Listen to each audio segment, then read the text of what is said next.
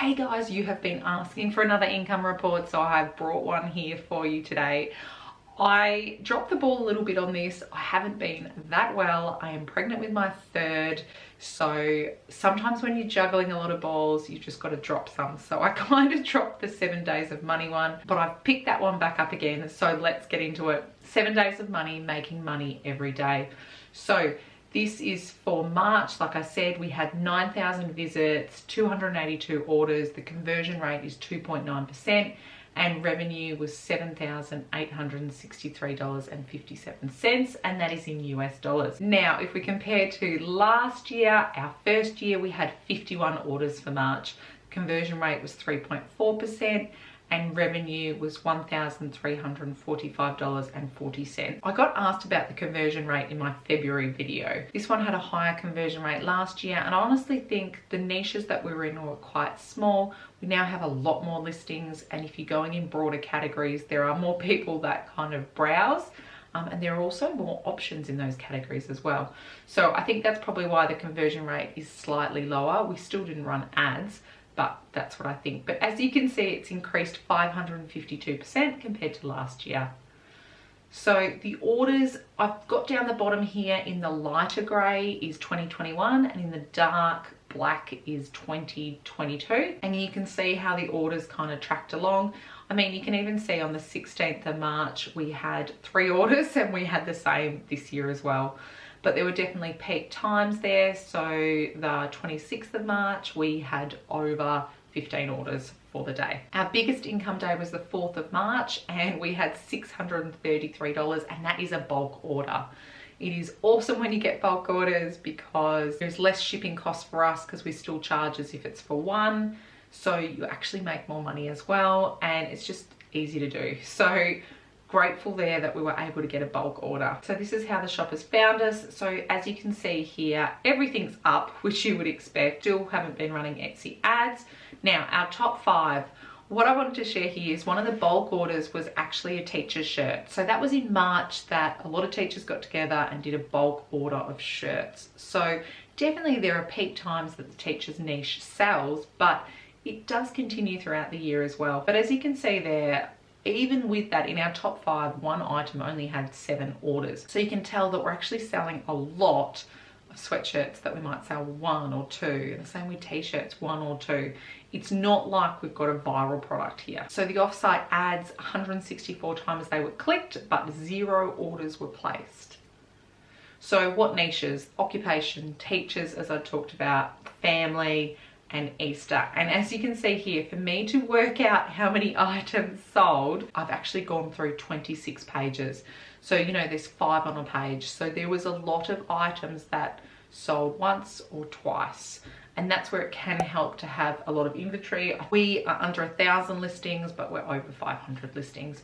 So t-shirts really skyrocketed here. We've got 204 of the Bella canvases, Gildan sweatshirts 72, notebooks, do sell quite a few notebooks. As you can see, that is in our top 3, and we make about $5 US profit on that, which for us in Australia here is over $7 Australian.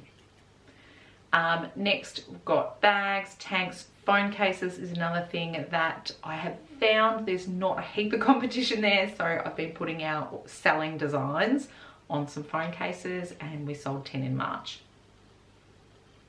So here's what it looks like. As you can see, t-shirts 61%, sweatshirts 21%. So this is for March, so spring. Compared to February. So February had a far higher amount of sweatshirts selling compared to March, 21% compared to 43%. So Etsy sales, we still run sales every 24 hours. So Dave does that every morning. He'll put a new sale on. He adds more if I've added more, or if we are renewing, we tend to manually review. So he just goes through that and adds that in. So as you can see here, the average order value was $29 US, and that's 8,900 revenue from discount. So I want to pause here. As you know in the videos, it's not all about income, and I need to talk to you about this, guys. Updating your shop policies. So we didn't have many shop policies. You know, we had the no refunds, no returns, no exchanges. That was our shop policy. However, we have now changed to, if you don't contact us with an issue within 30 days, we are not making any changes. So for instance, I had a lady contact me about a sweatshirt she bought, and then she bought another sweatshirt, and she'd given us 5 stars for both, and she said it didn't show up. And I said, look, I'm very confused. You have given us 5 stars and yet you haven't actually seen the sweatshirt. And it was out of that 30 days. And you really do need to check. Printify now are very strict on when they will refund or reprint. So we have added that 30 days once the item is delivered, you need to let us know. And you'll actually notice in Printify that their names disappear if the order was over 30 days. The next one is buyer's responsibility. So we had a very tricky customer who had ordered a mug, and it was here in Australia. They'd ordered a mug. It had been attempted to deliver.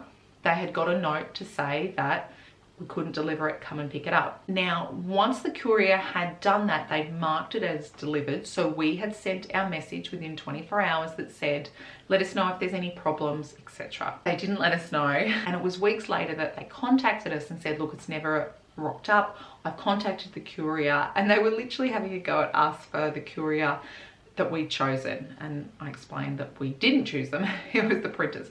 But anyway, she was very unhappy, and I ended up talking to Printify and just seeing what they could do. And you just never know. And they were super generous. They offered to reprint it, and the customer just needed to pay the shipping again. So that's what we ended up doing.